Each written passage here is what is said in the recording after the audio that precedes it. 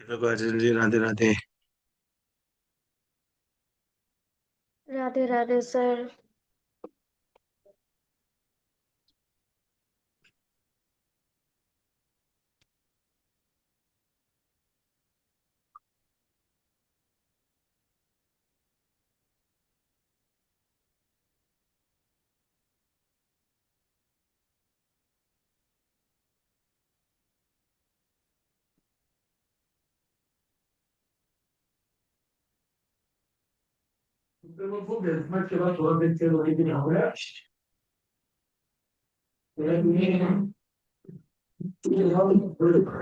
Let's wait 5 to 10 5 minutes, 2 3 minutes at least, so that more people can join.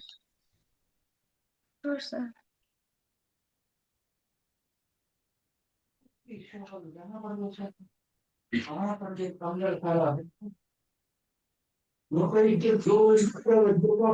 निकल जाऊंगी ना office station पे ऊपर इसके अंदर बुलाऊंगा ये ऊपर ही ऊपर नॉर्मल रखोगे तो नीचे भी चल जाती है निकल नहीं करेगा तो छोटा है कि नीचे से ठीक है नहीं कोई बात नहीं इधर ऊपर कर देना ना इसके अंदर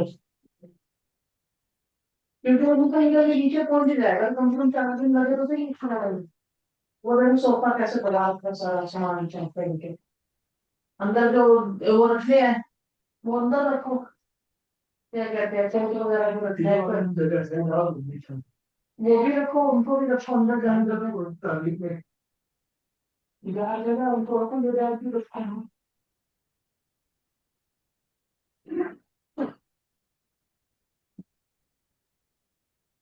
खैर कल आने शुरू हो जाएगी कोई बहुत सारियाँ अब रात को दिल्ली आ गई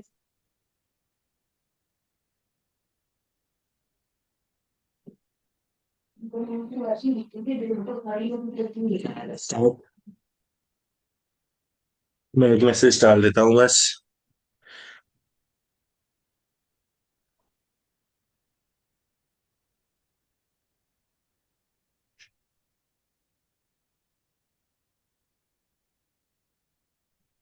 तो आज हम यू नो केपी के अंदर क्या होता है, एक प्लैनेट या तो मेलेफिक हो सकता है या फिर बेनिफिक हो सकता है। तो वो प्लैनेट जो है मेलेफिक और बेनिफिक दोनों होके जो रिजल्ट है ना अपने दे सकता है। ठीक है। तो how to find out that malefic and benefic planet. Okay. तो इसको करने में ज्यादा टाइम नहीं लगेगा। लेट अस से, late me open one chart. Okay, this is the chart.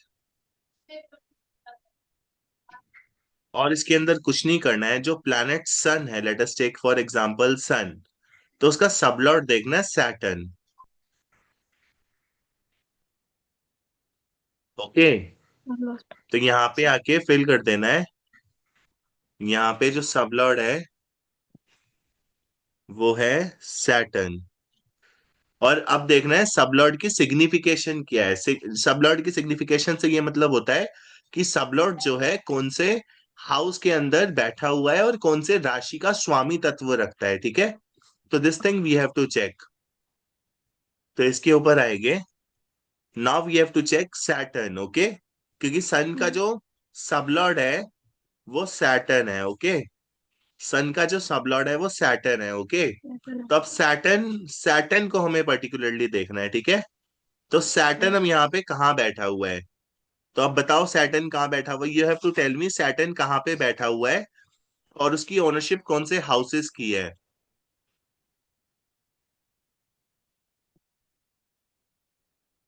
Sir Saturn. अच्छा, उसमें यहाँ पे तो 12 हाउस है ना ये। ये 12th हाउस नहीं है, ये 12th राशि है जहां पे मैंने मार्क किया है। गौतम जी, आज हम मेलेफिक बेनिफिक निकालना सीख रहे हैं। जैसे सन हमारे ओके लिए सर। मेलेफिक है या फिर बेनिफिक है। ठीक है। तो सबसे पहले हमें क्या करना है, हमें सन को लेना है और सन के सबलॉर्ड को देखना है। यहाँ पे सन का जो सबलॉर्ड था इस कुंडली में वो सैटर्न था। तो इस चार्ट में आके हमें सन का सबलॉर्ड सैटर्न फिल कर देना है। अब you both have to tell me Saturn कहाँ पे बैठा हुआ है इस चार्ट के अंदर।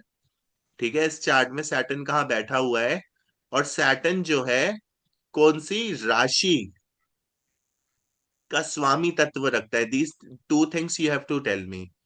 यहाँ पे ऑर्ब डिग्री जो है वो लगेगी। तो let me tell you, Saturn कहाँ पे बैठा हुआ है? Saturn is sitting here between 8th and 9th house.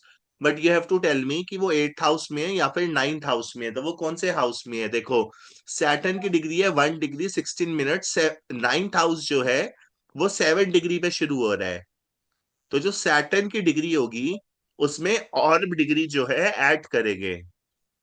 तो 1 डिग्री 16 मिनट में जब 3 डिग्री 20 मिनट जुड़ेगा तो वो हो जाएगा 4 डिग्री 46 मिनट। और जो 9th हाउस है वो 60 डिग्री 44 मिनट पे है। और हमारी आ रही है ऑर्ब डिग्री के बाद सैटर्न की वैल्यू 4 डिग्री।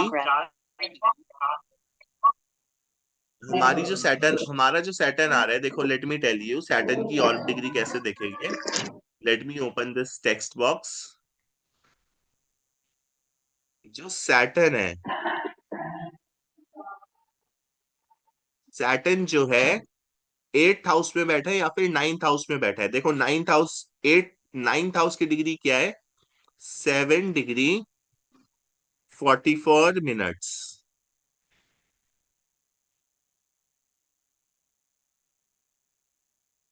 9th हाउस की डिग्री है 7 डिग्री 44 मिनट्स, ठीक है। और यहाँ पे जो सैटर्न की डिग्री आ रही है,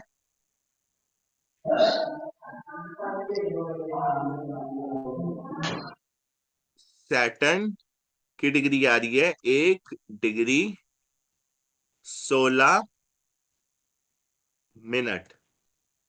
तो सैटर्न के केस में ऑर्बिट डिग्री कितनी होती है? 3 डिग्री 20 मिनट्स।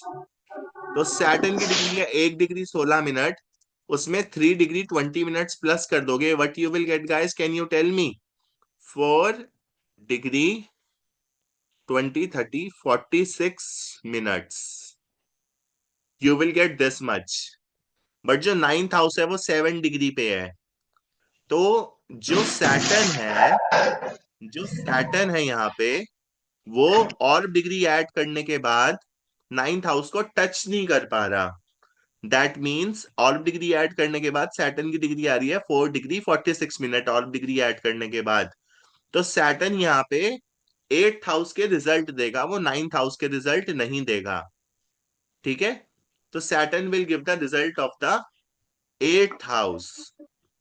सर फिर से सेकेंडली, आप एक बार क्लियर कीजिएगा सर कि हाँ ठीक सैटर्न है, है मैं जो दोबारा एट से हाउस का बताता हूँ। रिजल्ट कैसे कैसे देगा सर? सर थोड़ा फिर से बताइए ना प्लीज। ठीक है, मैं दोबारा से बताता हूँ। हम मेलेफिक बेनिफिक देख रहे हैं और जो सन है उसका सबलॉर्ड है सैटर्न, ठीक है। हाउ टू फाइंड आउट कि सन का सबलॉर्ड सैटर्न है? यहाँ पे जाओ, ये चार्ट देख लो, आई एम हाईलाइटिंग। तो सन का सबलॉर्ड जो हो जाएगा सैटर्न हो जाएगा। ओके, यहाँ तक तो सबको क्लियर है कि सन का सबलॉर्ड सैटर्न है। तो यहाँ पे हमें सैटर्न की बी और डी सिग्निफिकेशन देखनी है, ठीक है। कभी कभी सॉफ्टवेयर के अंदर क्या होता है, बी और डी सिग्निफिकेशन गलत आ जाती है, ठीक है। जैसे इस केस में अगर सैटर्न की बी और डी सिग्निफिकेशन देखे तो this is the chart for B and D signification. अगर आपको ऑर्ब डिग्री से निकालना नहीं आ रहा, इट विल बी स्लाइट मतलब स्लाइटली विद एरर। तो सैटर्न की बी सिग्निफिकेशन देखो, सैटर्न की बी सिग्निफिकेशन है 8 और सैटर्न की डी सिग्निफिकेशन है 7 और 8। ये मैं पढ़ा चुका हूं कि सैटर्न, ये आपने रिवीजन नहीं करी या फिर क्लासेस नहीं देखी तो I can not say, but you have to do the revision. Saturn की जो बी सिग्निफिकेशन है वो 8 है, डी सिग्निफिकेशन 7 और 8 है, ठीक है। यहां से पता लग रहा है, मैंने ए और सी सिग्निफिकेशन भी बताई है, बट इस केस में आपको बी और डी सिग्निफिकेशन ही देखनी है। तो सैटर्न की बी और डी सिग्निफिकेशन आ रही है 7 और 8। Now we have to cross verify कि सैटर्न की ये सिग्निफिकेशन ठीक है या फिर नहीं है। We can not rely on software जब हमें सैटर्न की सिग्निफिकेंट मतलब सैटर्न के सिग्निफिकेटर्स देखने होते हैं।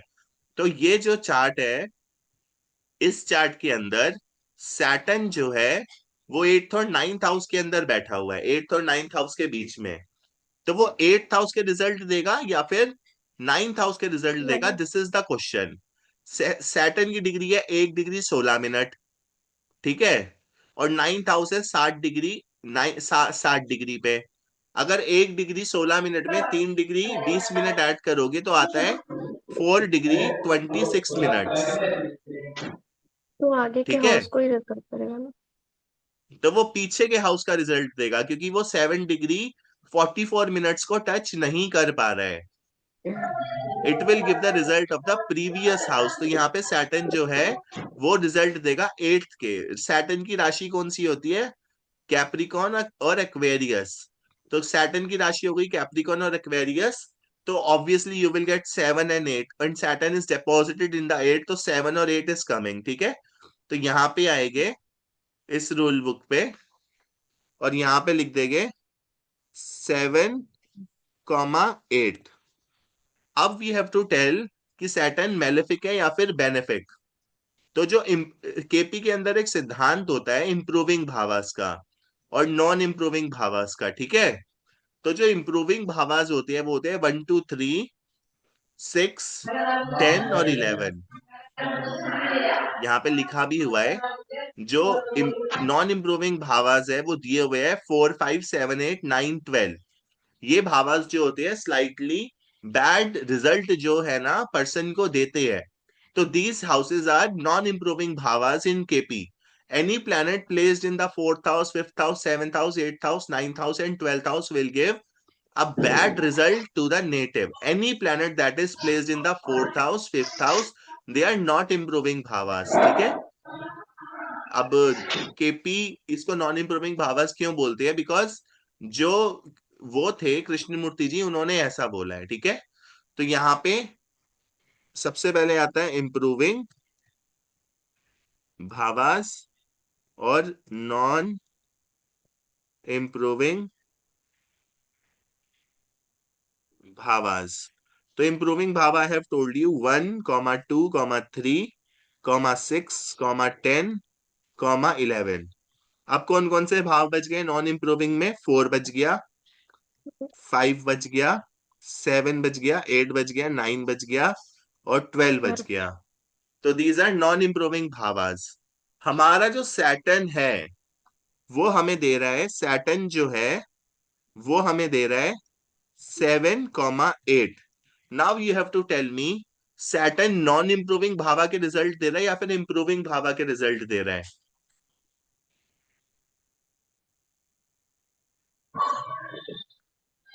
नॉन इम्प्रूविंग भावा का रिजल्ट दे रहा है ना।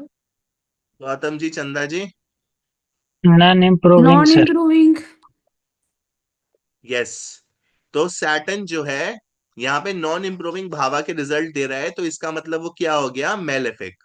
तो यहाँ पे आएंगे, यहाँ पे मैंने जाएंगे और इसको मेलेफिक कर देंगे। तो इस पर्सन के चार्ट के लिए ये सैटर्न जो है मेलेफिक है।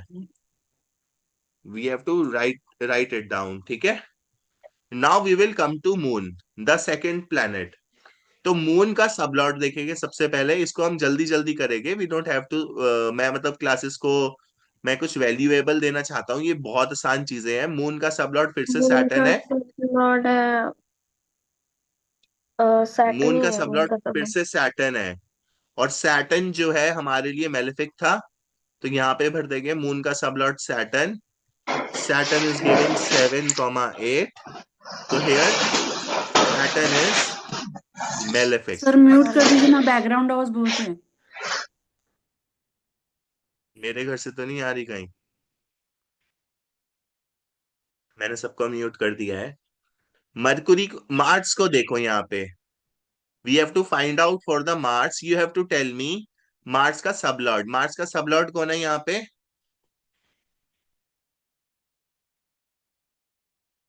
Check this table. मार्स का मार्स है सर। अब मार्स की ओनरशिप और डिपोजिशन बताओ कहाँ पे है? I will not tell you anything, take 1 minute. Mars की ओनरशिप और डिपोजिशन बताओ।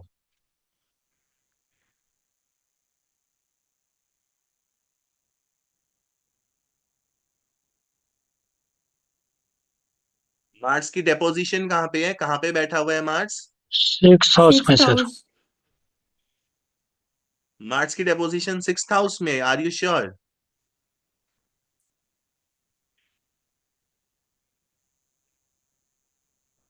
डिग्री चेक काउंट अगेन, करके करना है 6th क्या हाउस सर? कितने डिग्री पे है? Six five house 12 degree 15 minute 18 second और और फिफ्थ मार्स? है सर, और मार्स है 5 डिग्री 21 मिनट 40 सेकंड। और मार्स की ऑर्बिट डिग्री कितनी होती है?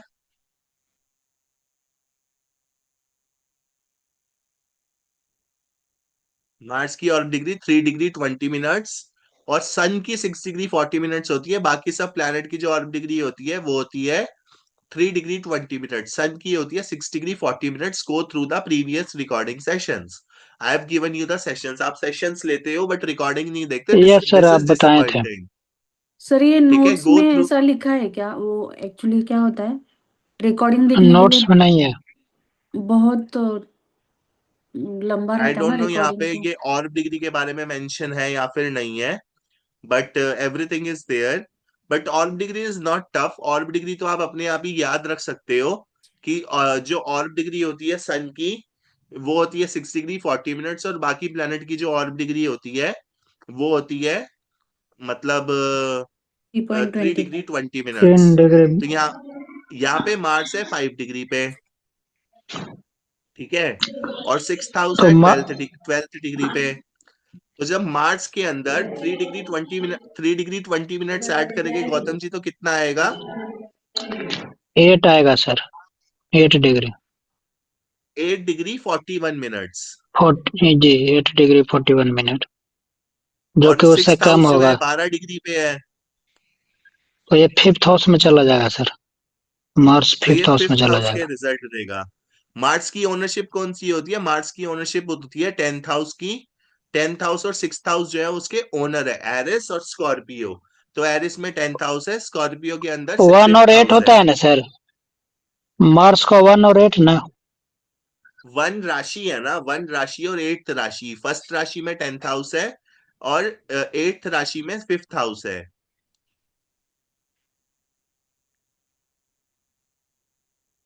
ये तो आपको समझ आ जाना चाहिए। जो मार्स की राशि होती है वो होती है एरिस और स्कॉर्पियो, ठीक है। तो एरिस के अंदर टेंथ जी। हाउस है और स्कॉर्पियो के अंदर 5th हाउस है। It is easy. तो एरिस के अंदर 10th हाउस होगा, स्कॉर्पियो के अंदर 5th हाउस होगा, तो 10 और 5 वी विल गेट। मार्स की डेपोजिशन 6th हाउस में नहीं है। It will give the result of the 6th house also because it is very close to 6th house. It is trying to make a relationship with 6th house but it will give the result of the 5th house more dominantly. वो ज्यादा dominate करेगा 5th house के result देने के लिए। तो we will gate 10 and 5।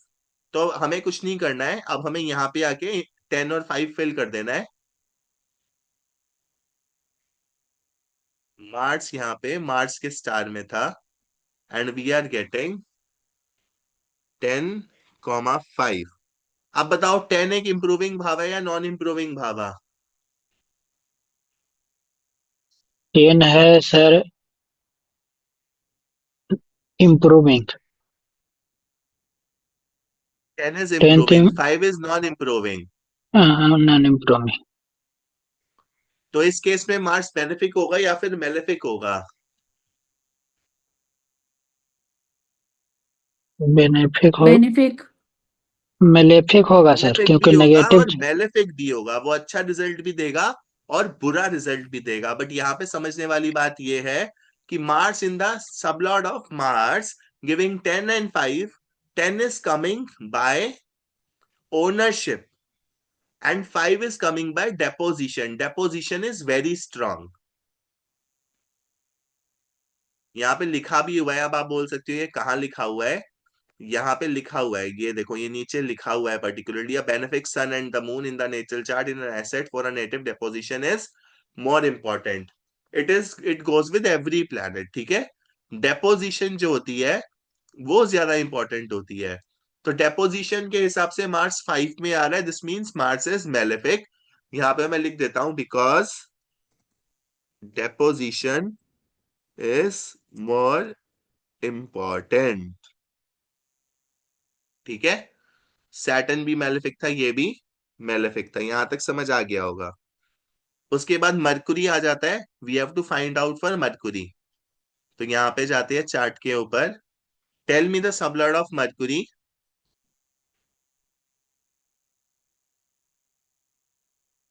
चंदा ji, Kajal ji. Venus. Saturn sir. Sub lord star lord Venus ही नहीं। दिख रहा है। No sub lord Venus. Venus है सर, वेनस है। मरकरी का वीनस है।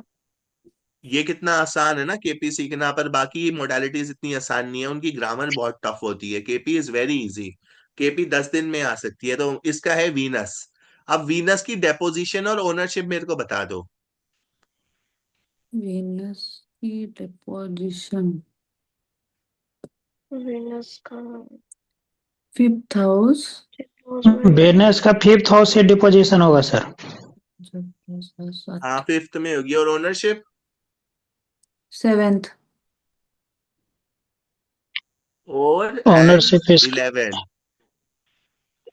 कैसे सर, ये समझ में नहीं आ वीनस। रहा है। 12 होगा ओनरशिप, ना सर। डिपोजिशन एंड ओनरशिप नहीं समझ में आ रहा है सर। डेपोजिशन तो समझ आ गया, वीनस 5th हाउस के अंदर बैठा हुआ है, ये तो आपने सही बता दिया था चंदा जी। ठीक है, ऑल वेरी गुड, 12th और कॉन्ग्रेचुलेशन। ओके। सर 12th और थर्ड हाउस होगा ना सर। 12th और 3rd कैसे होगा? वीनस है, मरकुरी नहीं है। सर तो वेनस वेनस का 3 और 6 होता है ना। Venus is deposited in the 5th house. और वीनस होता है एरिस, टॉरस, तो वीनस होता है टॉरस में, और yes sir, yes sir, yes sir, yes sir, सही अच्छा, बोल रहे हैं, 2 एंड लिब्रा में। 6। जी जी। Taurus and Libra. तो ये ठीक है, ये इसकी राशि होती है। मरकुरी की राशि होती है जेमिनी। वो उसकी मतलब एक तरीके से क्या बोलते हैं, ओनरशिप हो जाएगी, मरकुरी और वर्गो। सैटर्न की ये दोनों राशियां होती है ओनरशिप के लिए। और जुपिटर जुपिटर की ये दोनों राशियां होती है ओनरशिप के लिए।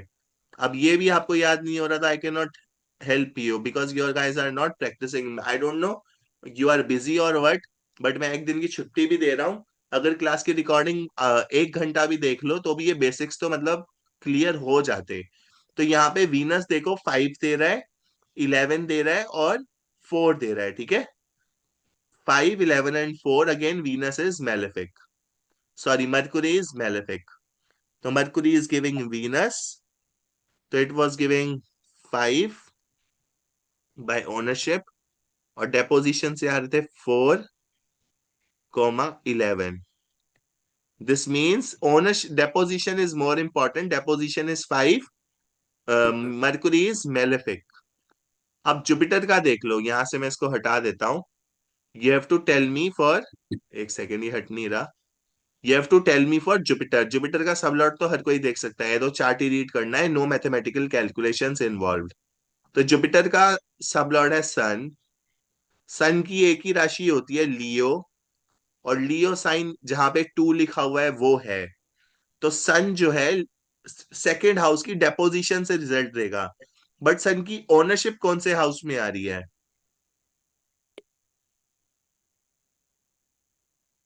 ऑनरशिप थर्ड तो हाउस में सर सर। ये करता उसका थर्ड ही हाउस। होता है। एक सन, सेकंड। दोबारा मैं पूछ रहा हूं, सन की ओनरशिप और डेपोजिशन। तो सन की डिपोजिशन डेपोजिशन है 5th हाउस। कौन? ओनरशिप एक minute, ownership ownership second house sir. 4 5। Jupiter में है ना। Second house Ketu. तो यहाँ पे क्या आ करेक्ट। गया? We are getting 5, 2।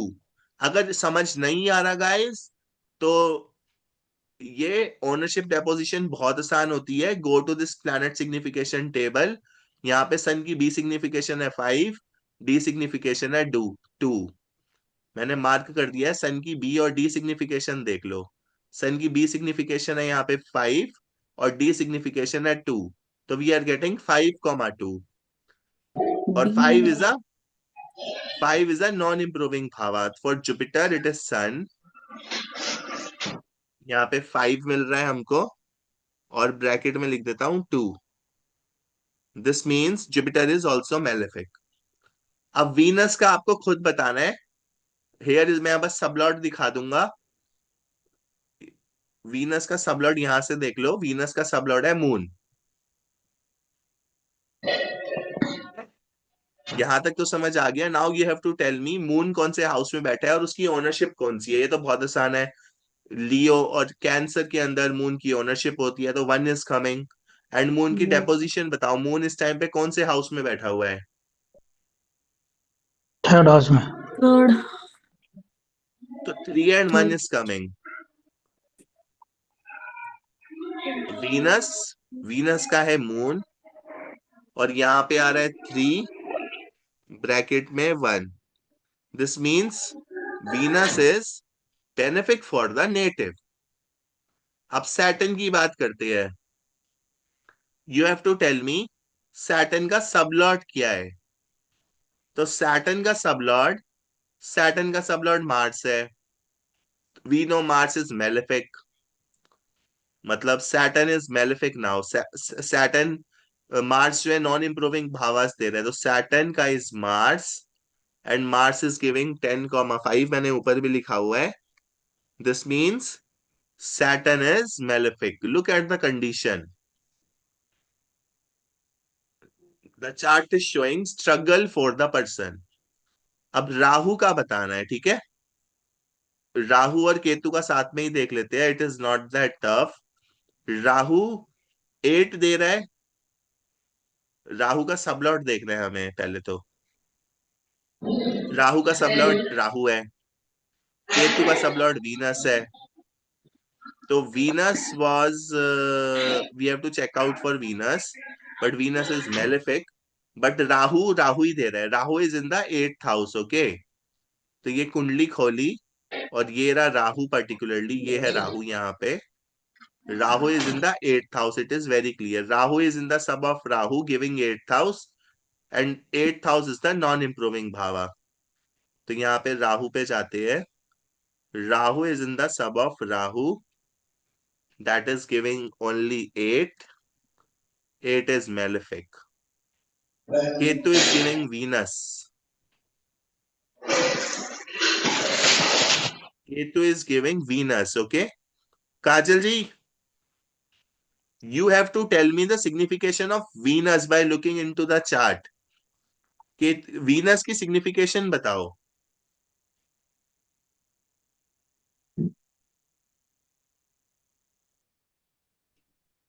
Sir signification ही अभी तक मेरा ठीक से क्लियर नहीं हो रहा है। कुछ नहीं करना है, अगर क्लियर नहीं हो रहा तो इस चार्ट पे जाना है। ये चार्ट नीचे दिया हुआ है, सिग्निफिकेटर प्लैनेट भी हो। इस चार्ट में जाना है।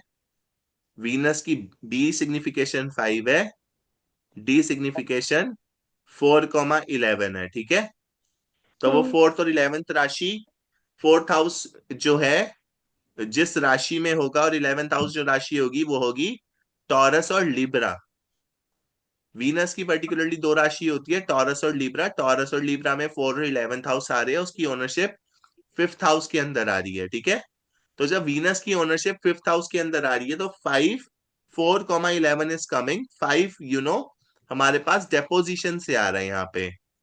5 is coming through deposition, or 4,11 is also coming.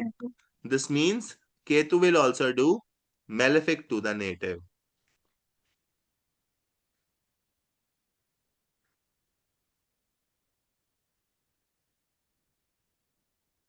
Clear? Venus की बी और डी सिग्निफिकेशन देख लेना, अगर समझ नहीं आ रहा सिग्निफिकेशन निकालना और भी डिग्री के साथ में। There was a class for that, go with the recording of the class और डिग्री वाली। You will come to know और डिग्री कैसे फाइंड आउट करते हैं। तो यहाँ पे Ketu is malefic for the person, तो बेनिफिक भावा।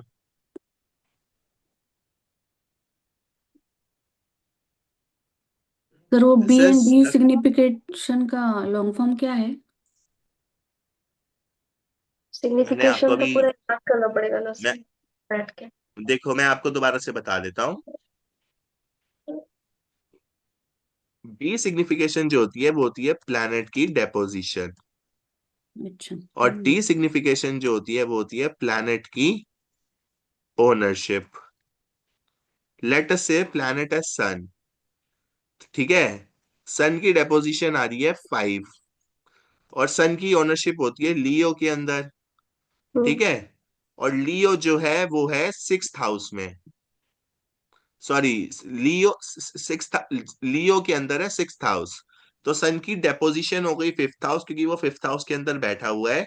और लियो साइन जो है, जो सन की राशि है, जिसका वो ओनर है, जिसका वो स्वामी है, वो सिक्स आ रही है।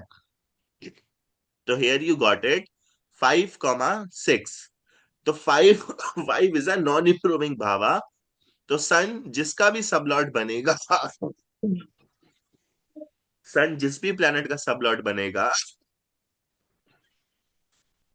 Sorry,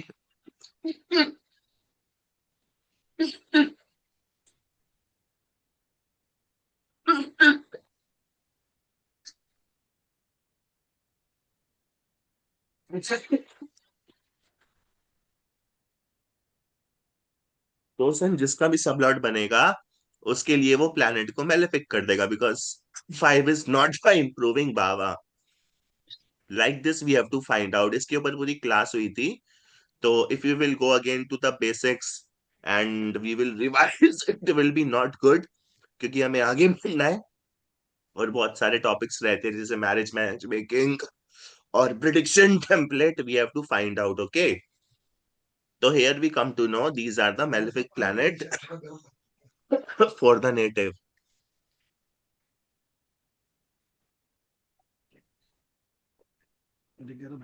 Let me drink some water.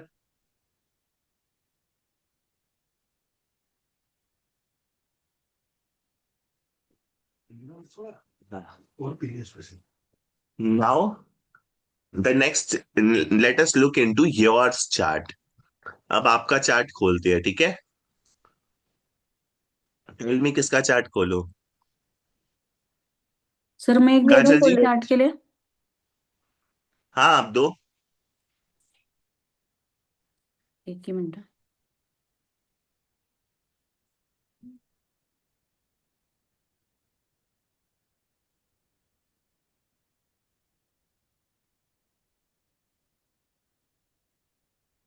22 अक्टूबर 1995।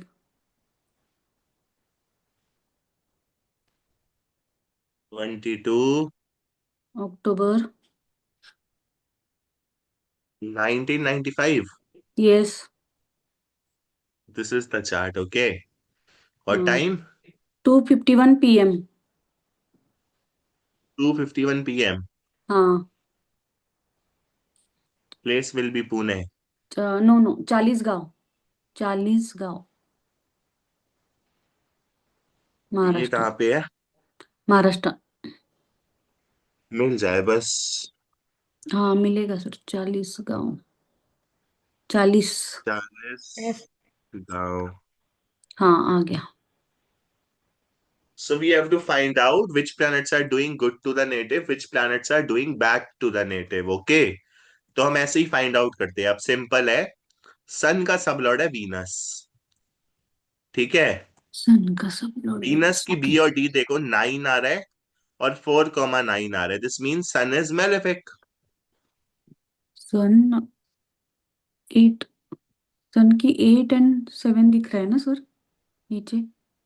सन का जो सबलॉर्ड होगा उसकी बी और डी देखनी है। अच्छा हाँ, वीनस का 9 okay.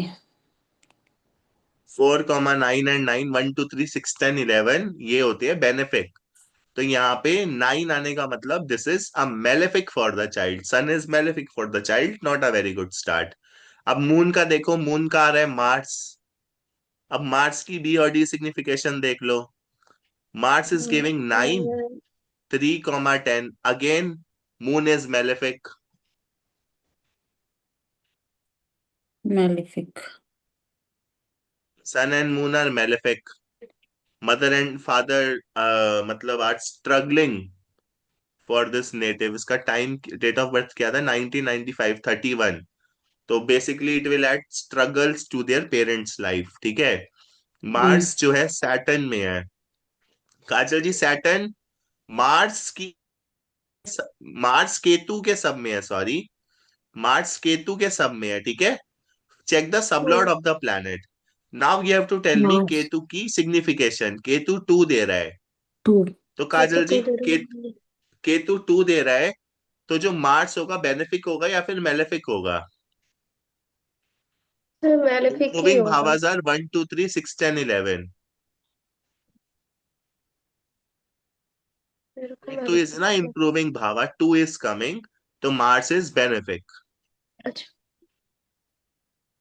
2 is Mars is benefic. Like this, we have to figure it out. Take a planet. चंदा जी कोई planet का नाम बोलो and you have to tell me वो benefic है या फिर malefic. Let us take for example Rahu. तो राहु का सब लॉर्ड है यहाँ पे केतु. तो केतु is giving 2. तो Rahu and Mars are benefic to the native. Rahu and Mars benefic. Yes. अच्छा। Mercury. Mercury is giving Saturn. Okay. अब सैटर्न। सैटर्न की सिग्निफिकेशन देखो 1 आ रहा है, इंप्रूविंग भाव आ रहा है, और 1, 12 आ रहा है. तो 12 तो एक नॉन इंप्रूविंग भाव है, बट 1 एक इंप्रूविंग भाव है, और डेपोजिशन ज्यादा इंपॉर्टेंट होती है. सैटर्न की deposition is in the first house. This means this means जो प्लैनेट है यहाँ पे मरकुरी, जिसका सबलॉर्ड सैटर्न है, it will do good to the native. Mercury is benefic. Mercury is benefic and this Mars is benefic, Rahu is benefic. Like this, find out any planet, उसकी B और D signification देखो. Saturn की देख लो, Mercury is coming. अब Mercury क्या signify कर रहा है वो देखो. We will find out कि Mercury वो benefic है या फिर Mercury यहाँ पे 8 दे रहा है और 5,8 दे रहा है. ठीक है. तो इस केस में सैटर्न जो है मेलेफिक हो जाएगा. यहाँ पे सैटर्न मरकुरी के शब्द में आने के कारण मेलेफिक हो जाएगा, क्योंकि मरकुरी एक नॉन इंप्रूविंग भाव में है.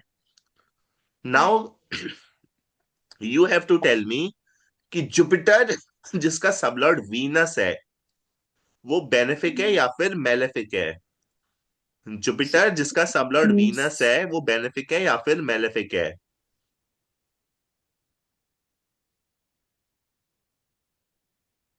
4,9. 4, 9। सर ये बेनिफिक ही होगा ना। 9 is a non improving Bhawa.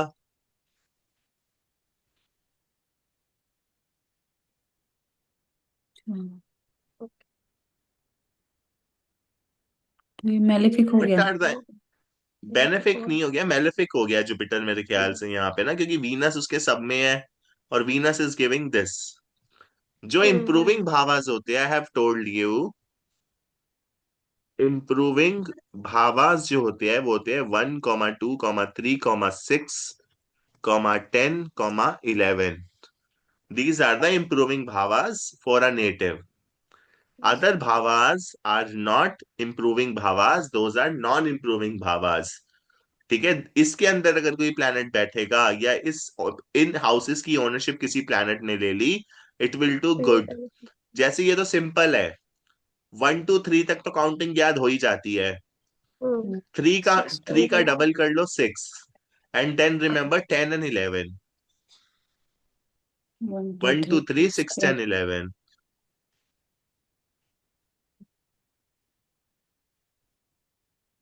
Sir ये अंडरस्टूड. हाउसेस है क्या। ये इंप्रूविंग भावाज है कुंडली के अंदर. अगर इन भावों के अंदर 1, 2, 3, 6, 10, 11 में कोई प्लैनेट बैठा होगा, it will give a good result to the native.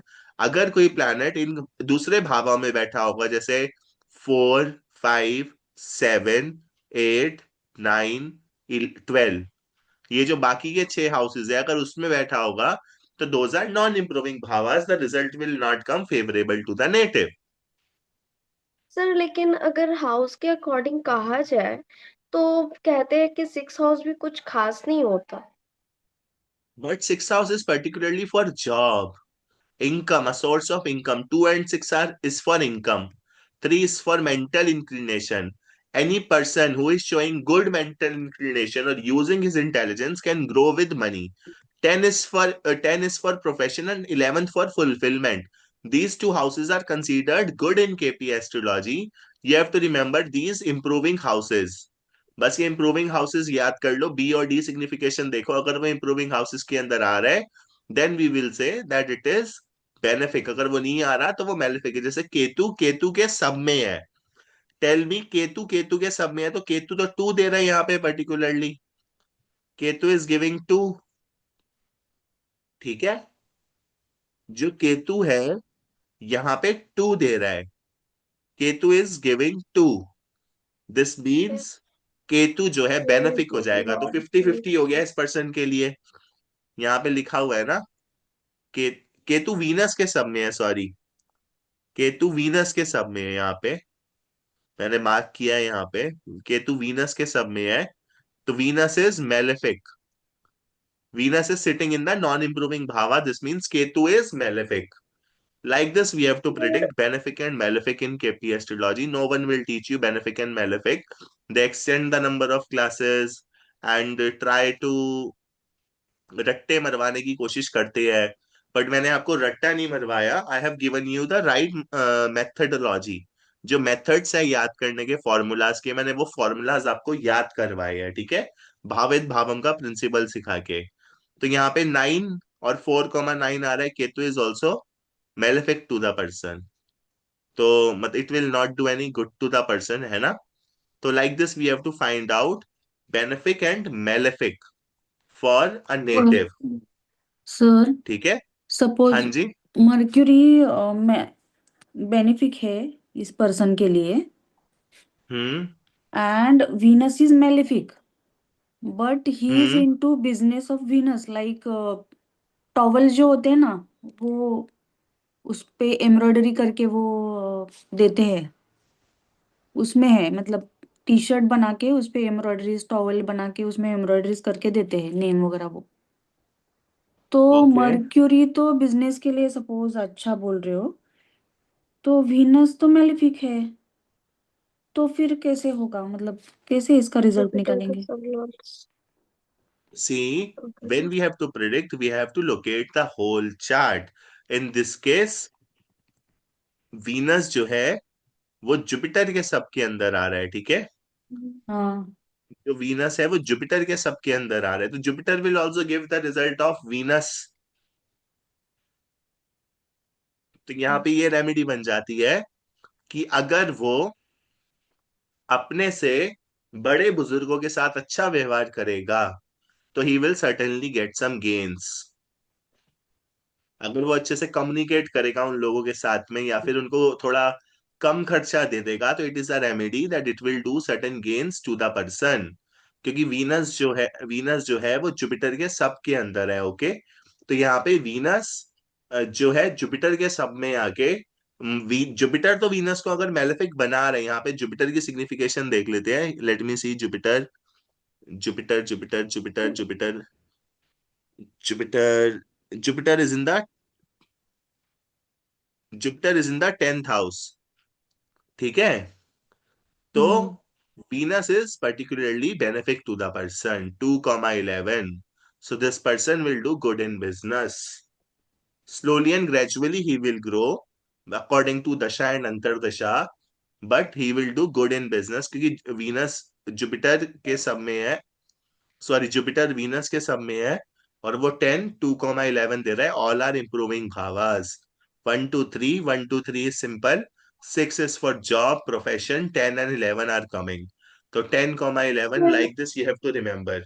तो दीज थिंग्स मेरा आर कमिंग, इट विल। एक बेसिक सर मेरा है थोड़ा, क्या आप उसको क्लियर कर सकते हैं, क्योंकि मेरे को थोड़ा कंफ्यूजन यस, हो रहा है।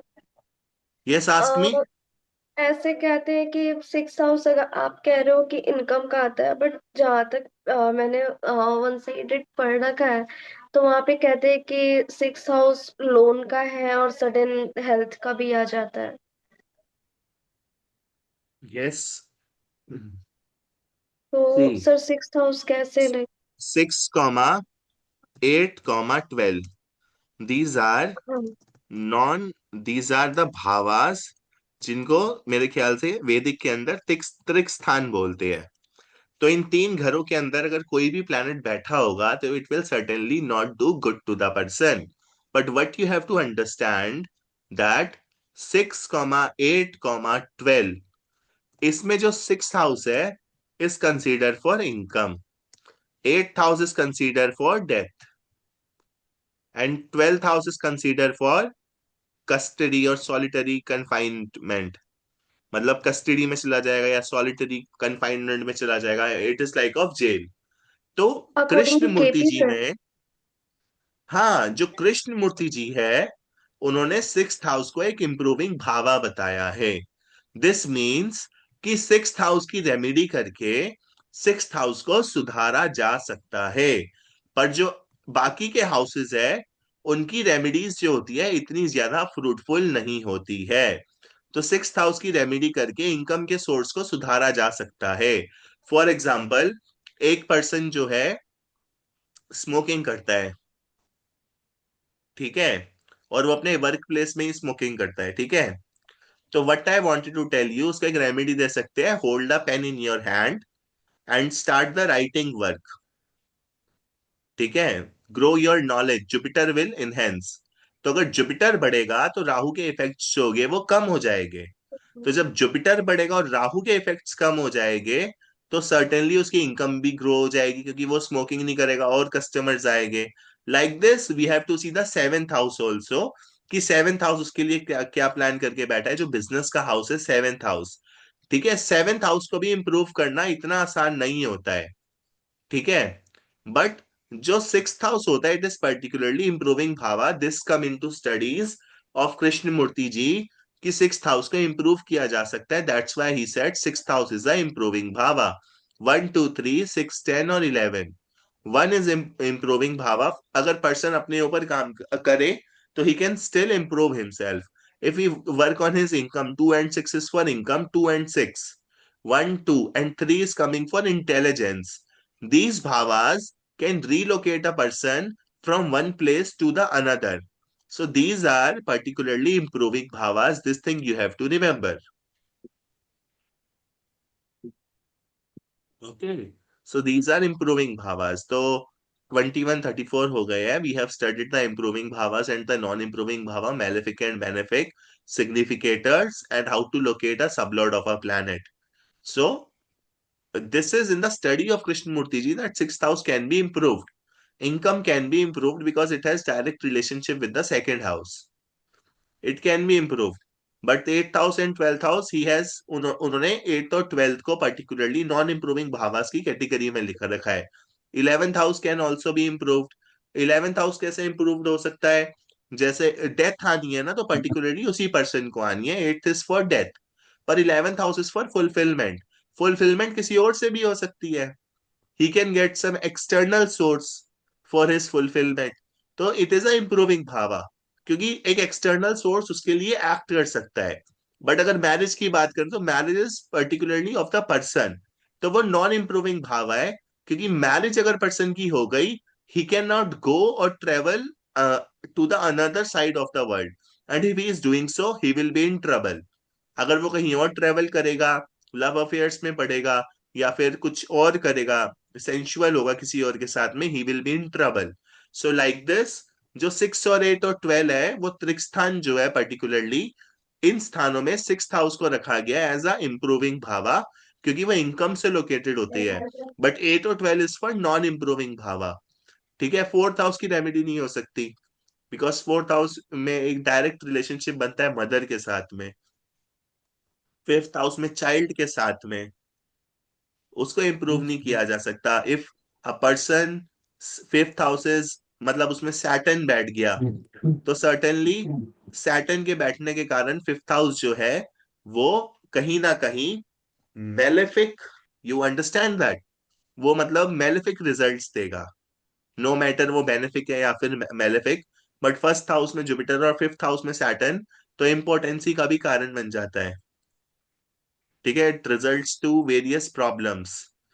8th house Mars problems, 5th house Saturn, 11th house Venus, they are respecting each other 180 degree. If तो वीनस और Saturn are friends, they will do good to each other, ठीक है। वीनस और Saturn जो होते हैं फ्रेंड्स होते हैं, जो कि मैंने टेबल शेयर किया था, they will certainly do good to each other, Venus and Saturn. But Saturn जो है ना, अंधकार है एक तरीके से, और वीनस जो है एक तरीके से लग्जरी है। तो यहाँ पे सैटर्न और वीनस जो है, अगर इसको देखा जाए, तो जो पर्सन है, सैटर्न और वीनस का जब एस्पेक्ट होगा 180 डिग्री का, अगर सैटर्न फिफ्थ में और वीनस इलेवेंथ में है, तो वो अंधकार में जिएगा, तो उसको काफी फायदा हो जाएगा। मतलब अगर पर्सन अंधकार में जिएगा, इसका मतलब ये होता है कि पर्सन जो है ना, पर्टिकुलरली वो शेडो में जी रहा है, डार्कनेस में जी रहा है, या फिर कह लो कि उसको कोई एक्सटर्नल सपोर्ट नहीं मिल रहा। बट उसको सपोर्ट नहीं मिल रहा है एक तरीके से, या फिर उसको सोर्स ऑफ इनकम नहीं मिल रहा, तो इलेवेंथ हाउस का जो वीनस है उसको लग्जरी लाके देगा, उसका कंफर्ट जोन जो है वो इनहेंस करेगा ही करेगा। ठीक है, like this we have to see. जैसे इस हाउस की, इस चार्ट की अगर बात करें, जो चंदा जी ने दिया है, मैंने उनसे उस पर्सन का नाम तो नहीं पूछा, पर अगर इस चार्ट की बात करें, तो ट्राई, आज मेलेफिक बेनिफिक ही पढ़ेंगे, कल हम प्रिडिक्शन करेंगे, परसों की छुट्टी है। ठीक है, फिर अगले दिन 2-3 दिन बाद क्लासेस लेके, so that you guys can revise. हमको बीटीआर, मैच मेकिंग और प्रिडिक्शन टेम्पलेट ही पढ़ना है। फॉर्मूलाज मैंने आपको बता दिए, टेबल्स बनाना आपको सिखा दिया, प्रिडिक्शन करना भी यहाँ तक आपको मैंने सिखा दिया है, और डिग्री मैंने आपको सिखा दिया है, चार्ट रीड करना मैंने आपको सिखा दिया है। और यहाँ पे तो कोई लाल किताब की तरह ग्रामर नहीं होती, लाल किताब में बेसिकली ग्रामर होती है कि हर बहुत हाउस की एक अलग अकेडमी। ग्रामर होती है। तो इट इज वेरी कॉम्प्लिकेटेड। काजल जी पढ़ रही है लाल किताब, मैं भी लाल किताब पढ़ रहा हूँ अपने रिसर्च के लिए। बट काजल जी से अगर पूछा जाए, चंदा ji is a Vedic astrologer, Gautam ji is new to it, Gautam ji को भी पता लगे काजल जी से कि लाल किताब चीज क्या है, काजल सर जी, दर्द है। 1100 पन्ने की अगर वो किताब है, तो उसके अंदर 11,000 रूल्स है। बहुत सारा, बहुत सारा। How much you paid for sometime लाल ये समझ किताब? में नहीं आता है ना सर कि टक्कर का ग्रह क्या होता है, उल्टी दृष्टि क्या होता है, मंगल बुध में कैसे क्या किया जाता है। इतना रेमेडी देते हैं ना कि सर दर्द, मतलब कि उसको ही रट रट के ना रट्टू तोता बन गया। मतलब समटाइम ऐसा होता है ना कि हम कुंडली भी देखते हैं ना तो कंफ्यूज हो जाते हैं कि भाई प्रिडिक्शन क्या करे। नहीं, ऐसा होता KP astrology is very straight. अब उसके अंदर टक्कर का ग्रह हो गया, खाली घर हो गया, है। किस्मत का हाँ, ग्रह हो गया, ठीक है, एग्जैक्टली। और पक्का घर हो गया, राशि फल का ग्रह हो गया, ग्रह फल का ग्रह हो गया। और तो तो आई एम सर, ऑल्सो और वो स्टडिंग। क्या बोलते हैं, अंधा कुआं और पता नहीं क्या क्या बना दिए एकदम।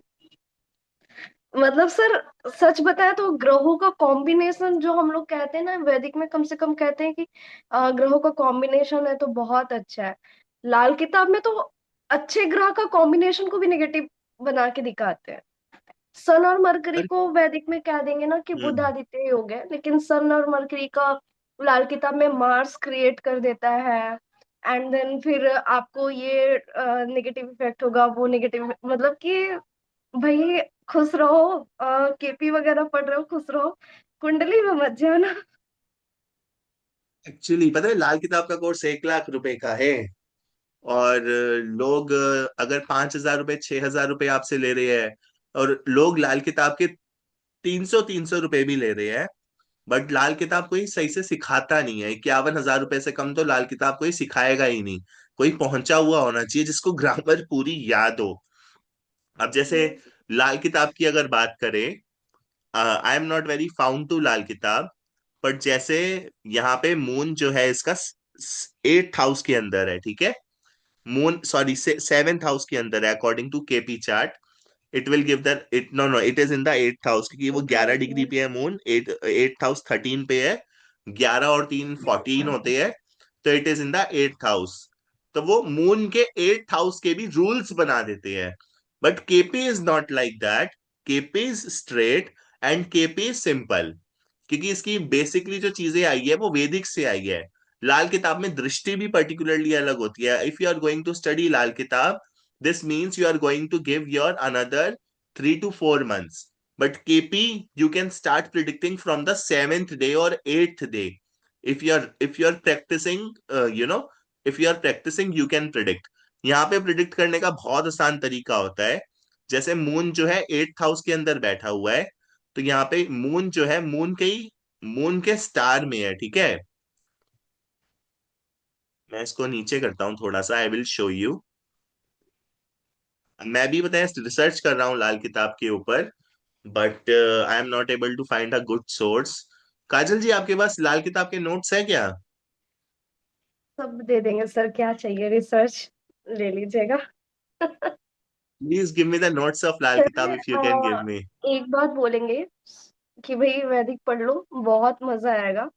आ, नक्षत्र वगैरह पढ़ लो, बहुत मजा आएगा। लाल किताब अगर पढ़ा तो एक ही बात बोलेगा कि दुनिया में किसी का कुंडली अच्छा है ही नहीं। किसी का कुंडली अच्छा नहीं है। और Chanda ji is Vedic astrologer, Gautam ji और काजल जी भी, 4 people are here. What I wanted to tell you, जो लाल किताब होती है ना, उसके अंदर दशा 35 साल की होती है। जबकि हमारी केपी जो है ना, विंशोत्तरी दशा को फॉलो करती है, जिसके अंदर दशा 120 साल की हो जाती है। दिस इज द दशा पीरियड। और दशा 1994 से स्टार्ट हो रही है। मून के नक्षत्र में पर्सन बॉर्न हुआ है मेरे ख्याल से। तो दशा जो है पर्टिकुलरली मून से स्टार्ट हुई है। मून इज इन मून नक्षत्र, ओके। तो यहाँ पे दशा 120 साल तक चलेगी, 2114। ठीक है, तो ये हो जाती है 120 साल। पर जो लाल किताब की दशा होती है वो होती है 35 साल की। और अगर आप दशा याद कर रहे हो तो उसमें दरमियानी प्लैनेट्स होते हैं।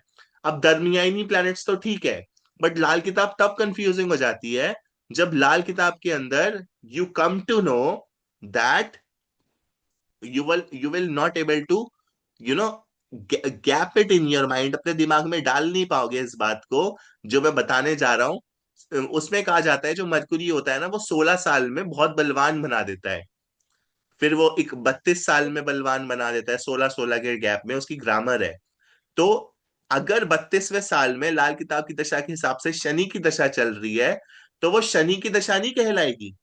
उसमें गुरु आ जाएगा 32वें साल में, और गुरु अपने रिजल्ट देके चला जाएगा अपनी पोजीशन के हिसाब से। तो बहुत कॉम्प्लिकेटेड किया गया है, पर केपी बहुत स्ट्रेट फॉरवर्ड होती है। यहाँ पे अगर किसी प्लैनेट की दशा चल रही है तो इट इज वेरी सिंपल, वो प्लैनेट अपनी दशा के हिसाब से ही रिजल्ट देगा। अब वैदिक की अगर बात करें तो वैदिक इस तरीके से डील नहीं करती।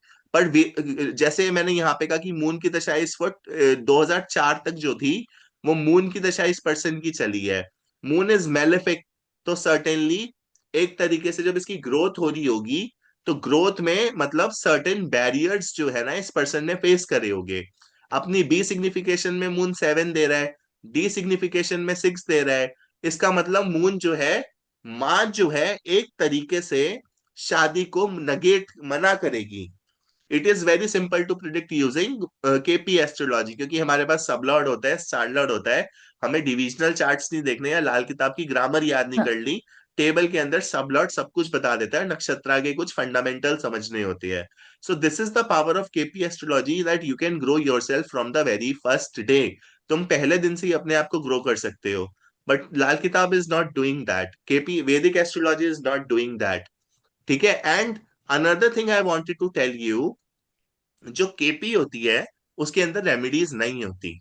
What I wanted to tell you, Krishnamurti ji ये कहते थे कि जब एक person is near to death and death is suddenly going to happen to the person, no remedies can favour him. इसका मतलब ये है कि अगर एग्जाम की तैयारी ही नहीं करी, समझ रहे हो आप, अगर एग्जाम की तैयारी ही नहीं करी and you are about to fail, no one can fail you, no one can pass you. कोई आपको पास नहीं कर सकता।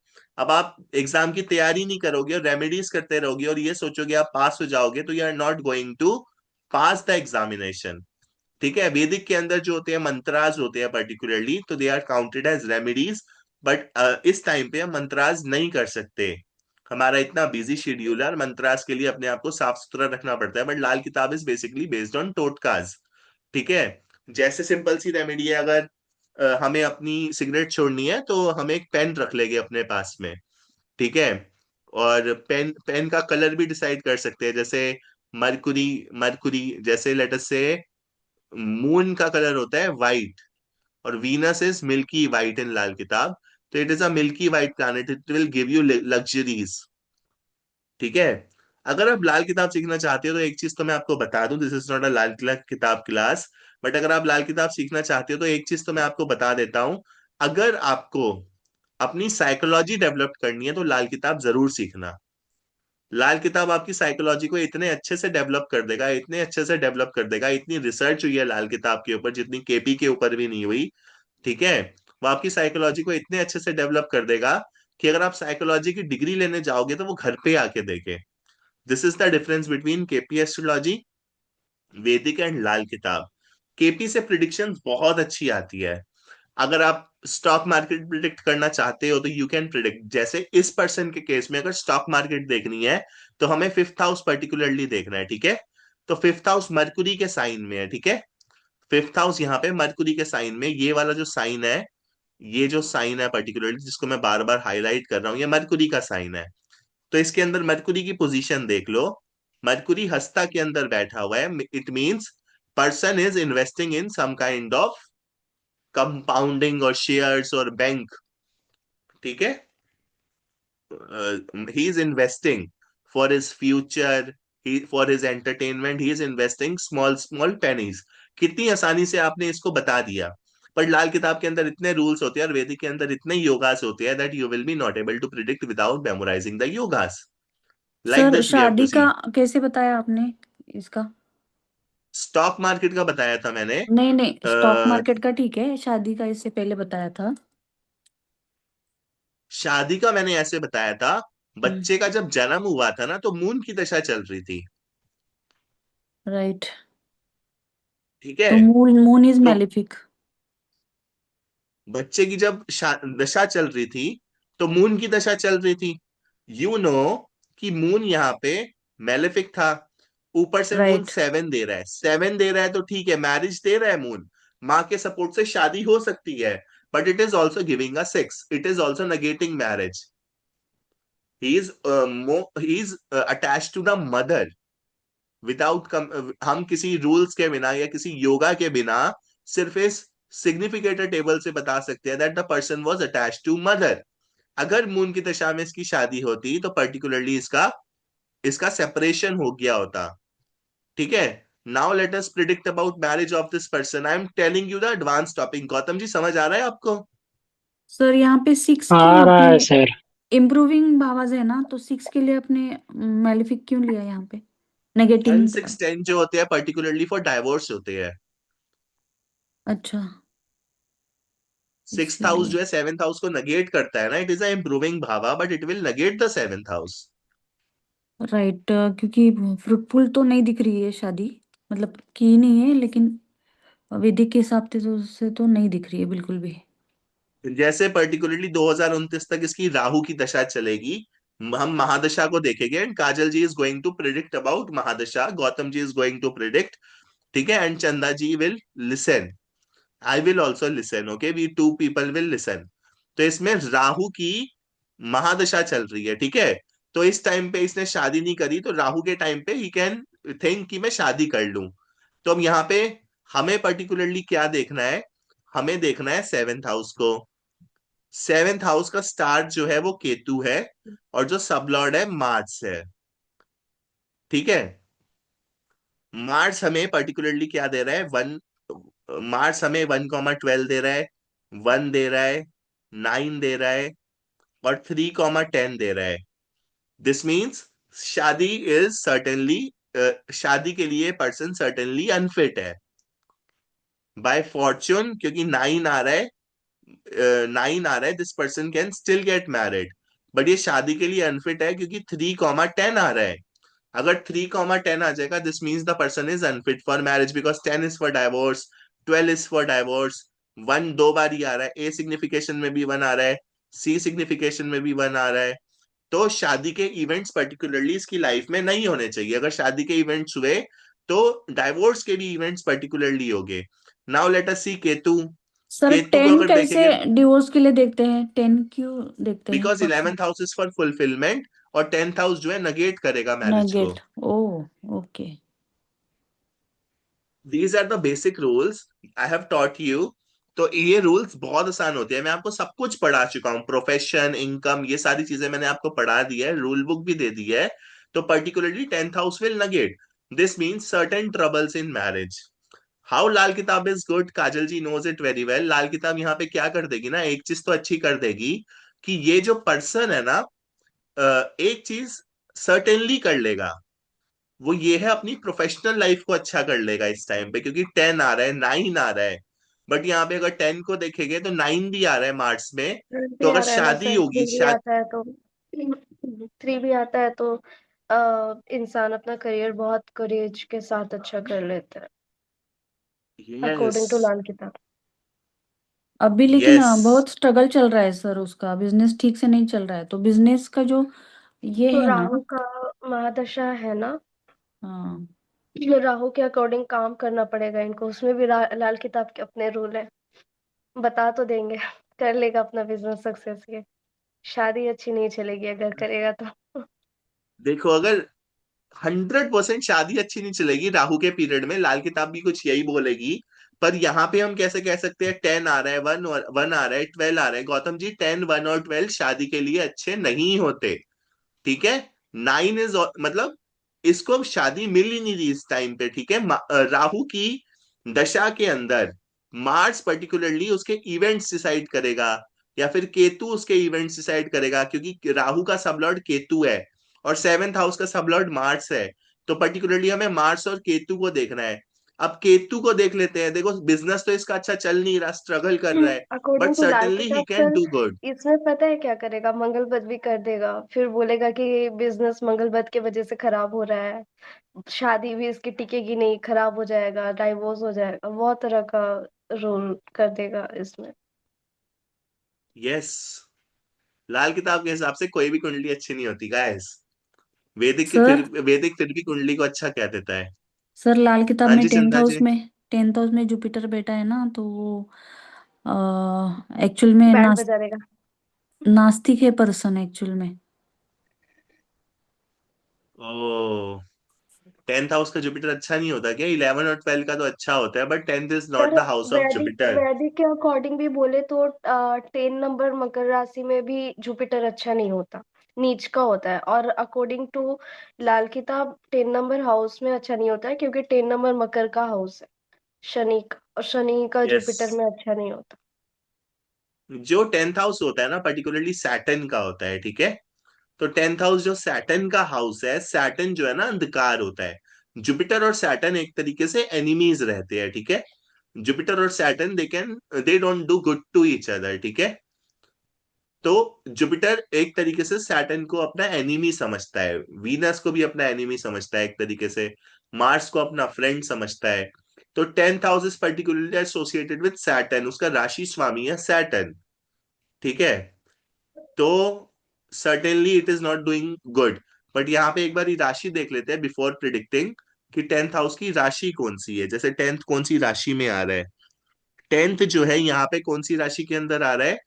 10th is coming in the sign of Mars. तो मार्स और सैटर्न उनकी मास्टर भी इतनी जुपिटर अच्छी है। बनती नहीं है। तो certainly this person is not doing good in profession because Mars is coming. Mars and Saturn can also not do good to each other. Okay. तो फ्रेंडशिप और एनिमिटी एक बार याद कर लेना। अगर फ्रेंडशिप एनिमिटी याद रहेगी तो यू कैन इजिली लोकेट की जो 10th साइन है। अब कुंडली देख लो, जैसे गौतम जी यहाँ पे बताओ फर्स्ट हाउस कौन से साइन में बैठा हुआ है? वो गौतम चले जी गए। चले गए। ठीक है। यहाँ पे सैटर्न जो है वो पर्टिकुलरली फर्स्ट हाउस के अंदर बैठा हुआ है। तो अब सेट फर्स्ट हाउस जो होता है ना, एक्चुअली राइजिंग होता है, एक तरीके से उदय होता है किसी चीज का। ठीक है। It is the starting point. तो जब फर्स्ट हाउस स्टार्टिंग पॉइंट बनेगा, तो one thing you have to remember कि वहां पे सन जो है ना रूल करेगा। ठीक है। स्टार्टिंग पॉइंट सन होता है। तो इट मींस फर्स्ट हाउस के अंदर जो सैटर्न बैठा होगा वो उसको अच्छा रिजल्ट नहीं देगा चंदा जी। अच्छा, लेकिन सर ये प्रोफेशन तो अच्छा है क्या इसके लिए, वो कैसे पता चलेगा? देखो यहाँ पे देखो, मतलब जो वो for profession profession we have अभी। To check the 10th house. Rahu is coming, certainly problems in profession. नहीं, जो प्रोफेशन कर रहा है वो उसके लिए सुटेबल है क्या, एज पर दिस कुंडली, वो कैसे पता चलेगा? किस देखो प्रोफेशन में जैसे, है? क्लोथ हाँ बोलिए। टॉवल्स, टॉवल्स बना के उस पे एम्ब्रॉयडरी करके देते हैं वो, लोगोज आई वगैरह कैन बना के देते। Understand that. जैसे वो एम्ब्रॉयडरी कर रहे हैं, वो जैसे एम्ब्रॉयडरी कर रहे हैं, तो एम्ब्रॉयडरी के भी कलर्स होते हैं, वो अलग अलग तरीके की एम्ब्रॉयडरीज कर रहे होगे, तो कुछ चीज बिक्री होगी, कुछ चीज नहीं बिक्री होगी। ठीक है। जैसे इसके लिए मून मेलेफिक था, तो अगर वो व्हाइट कलर का टॉवल होगा और वो व्हाइट कलर के टॉवल के ऊपर एम्ब्रॉयडरी कर रहे हैं, तो सडनली उसकी सेल्स जो है अपने आप डाउन चली जाएगी। Lal Kitab can not tell you this, ठीक है, but KP can tell you this. What I sir wanted to tell you, but cloth का वो विनस रूल करता है ना, क्लोथ का बिजनेस के लिए, हाँ एक क्लोथिंग का तरीके ही से है। कंज्यूमर कंज्यूमर गुड्स है, ये कंज्यूमर गुड्स के बिजनेस के अंदर है। We have to find out कि कंज्यूमर गुड्स के बिजनेस में जाएगा तो अच्छा होगा या फिर नहीं होगा। पहले तो मैं आपको ये बता दूं, सेवेंथ हाउस इज पर्टिकुलरली उसका सबलॉट जो है Mars. Mars is not going doing good results, तो हाउस ऑफ बिजनेस जो है एक तरीके से अफ्लिक्टेड है, ठीक है। नाउ चेक मार्स, जो मार्स है वो यहाँ पे बैठा है केतु के सब में, ठीक है। मार्स केतु के सब में बैठा है and Ketu is doing two, Ketu is giving two, ठीक है। दिस मीन्स वो पर्सन बिजनेस कर सकता है, बट सर्टेनली अगर उसका प्रोफेशन का हाउस देखे तो Rahu is coming, okay. This means certainly this person can not grow in professional life, क्योंकि राहु आ रहा है। अगर राहु सबलॉर्ड पोजीशन में कहीं भी आ जाए तो वहां पे अनएक्सपेक्टेड चेंजेस हो जाते हैं। अगर सेकेंड हाउस को देखोगे तो सेकेंड हाउस का भी सबलॉर्ड जो है राहु आ रहा है, तो सेकेंड हाउस का sublord second is particularly for income, this means again struggle. अगर सिक्स्थ हाउस देखोगे that is also for income, उसका पर्टिकुलरली सैटर्न आ रहा है, ठीक है। अब जब सैटर्न आ रहा है तो you have to tell income का सोर्स, जैसे सैटर्न डिसाइड करेगा। तो सैटर्न अगर डिसाइड करेगा तो पर्टिकुलरली सैटर्न का कलर होता है ब्लैक, डेंस ब्लैक या फिर चमकीला काला। तो काले रंग के उत्पादों का अगर ये काम करे तो ये काले रंग के उत्पादों का काम करके काफी अच्छी इनकम ग्रोथ कर सकता है। बट अगेन सेकेंड हाउस का सबलॉर्ड राहु है, टेंथ हाउस का सबलॉर्ड राहु है, सेवेंथ हाउस बिजनेस का है जहां पे मार्स आ रहा है, दिस मीन्स रिपल्सिव नेचर। तो certainly this person will not do good in business, first thing. House of profession is also afflicted because of Rahu, house of income is also afflicted, sixth house is house of income that is giving Saturn. तो अगर Saturn की बात करें तो वो it is related to काले रंग के कपड़े पर्टिकुलरली, ठीक है।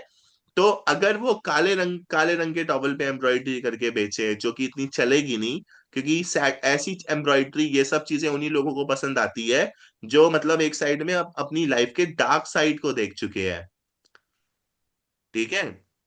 जिन्होंने एक डार्क साइड देखी है, जो बहुत निचले लेवल के लोग हैं, जैसे हमारे देश के अंदर काफी तबके ऐसे हैं जो कि काफी निचले लेवल से आती है। तो सर्टेनली वो कंज्यूमर गुड्स का बिजनेस कर रहा है, डे टू डे नीड्स वाला जो बिजनेस है वो कर रहा है, but he is in clothing business, ठीक है। वो इज नॉट सेलिंग कोलगेट और anything like that, he is in clothing business. तो क्लोथिंग बिजनेस अगर हमें देखना है तो वो सेकंड हाउस से हम देख सकते हैं, ठीक है, क्लोथ्स, क्लोथिंग बिजनेस। तो again Rahu is coming, this means the business will be unfavourable to the person.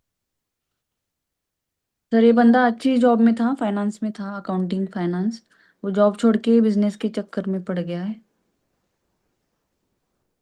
I can understand, क्योंकि देखो टेंथ हाउस का स्पेल सबलॉट राहु आ रहा है, this means problem. Second house जो सबलॉट है वो भी राहु आ रहा है, दिस मीन्स अगेन प्रॉब्लम।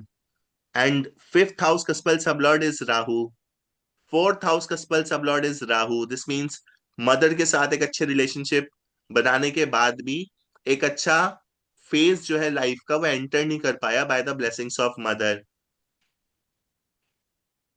तो सर इसके लिए जॉब बेटर रहेगा क्या बिजनेस से? अगर obviously job will be better, क्योंकि जॉब को अगर देखें तो टेंथ हाउस का सबलॉर्ड जो है वो है राहु। तो Rahu will certainly give a diversified effect, क्योंकि राहु जो है ना पताल तक जाता है, स्वर्ग से पताल तक जाता है, ठीक है, और वो पताल से भी आगे ले जाता है। तो अगर वो प्रोफेशनल लाइफ, आप देखो सर्टेनली यू नो कि वो अपनी प्रोफेशनल लाइफ में ना स्टक हो गया है, जी। ठीक है। We will discuss only this case then we will wind up the class. अब यस। यहाँ पे देखो वो अपनी प्रोफेशनल लाइफ में स्टक हो गया है, तो यहाँ पे इस टाइम पे राहु की दशा चल रही है, this means a terrified period for the person, Rahu की महादशा चल रही है, ठीक है। अब राहु की महादशा चल रही है, it is a terrified period for the person. अब राहु के अंदर देखो किसकी अंतर अंतरदशा चल रही है, तो ये 2019 से लेके 2022 2023 वीनस, तो राहु के अंदर पर्टिकुलरली वीनस जो है वो चल रहा है, ठीक है। तो इस टाइम पे उस पर्सन का वीनस एक्टिव है। सर्टेन ऐसा तो नहीं होगा कि उसको कंप्लीटली लॉस हो रहा होगा, he is certainly having some gains through his business. Yes this thing I yes, can assure you because Venus is coming, ठीक है। अगर प्रॉफिट वीनस ज्यादा को नहीं देखा निकल रहा है। जाए, यस, बट वीनस जो है वो जुपिटर के सब में है, और वीनस जो है जुपिटर के स्टार में है, जी। ठीक है। और जुपिटर जो है पर्टिकुलरली 10 दे रहा है, तो सर्टेनली इस टाइम पे अगर उसकी जॉब होती तो वो अपने आप को ग्रो कर पाता। ओके, क्योंकि जॉब वैदिक के विल बी अ हिसाब गुड। से भी मर्क्यूरी 8th हाउस में है ना, तो ये तो रिजल्ट मर्क्यूरी तो, लेकिन मर्क्यूरी बैठा है अपने ही साइन में, बट 8th में बैठा है। Mercury is in the 8th house, Mars is in the 9th house.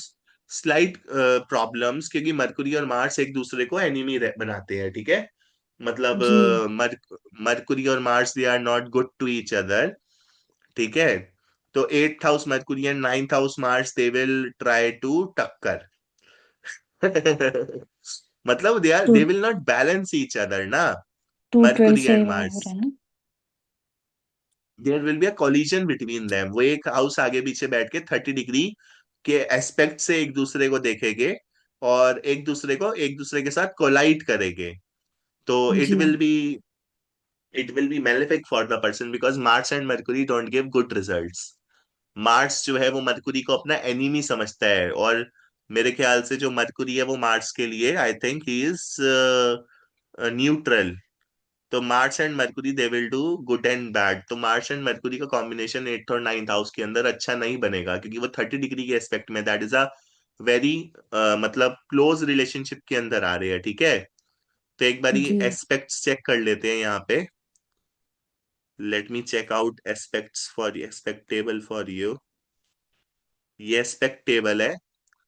30 degree aspect is a benefic aspect, 60 degree is benefic, 120 degree aspect is benefic, ठीक है।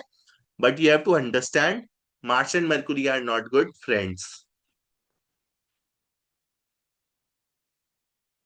They can certainly जी not do good to the native. But job wise, अगर job कर रहा होता तो काफी ज्यादा सिक्योर रहता। जी। चलो अब यहाँ यही तक रखते हैं, 10 बज गए हैं। Kajal ji, can I talk to you on on call for 2 minutes? Yes. Chinta ji, कोई और question? No sir, thank you so much. Okay. परसों मिलते हैं। जी sir, bye bye, good night. Bye.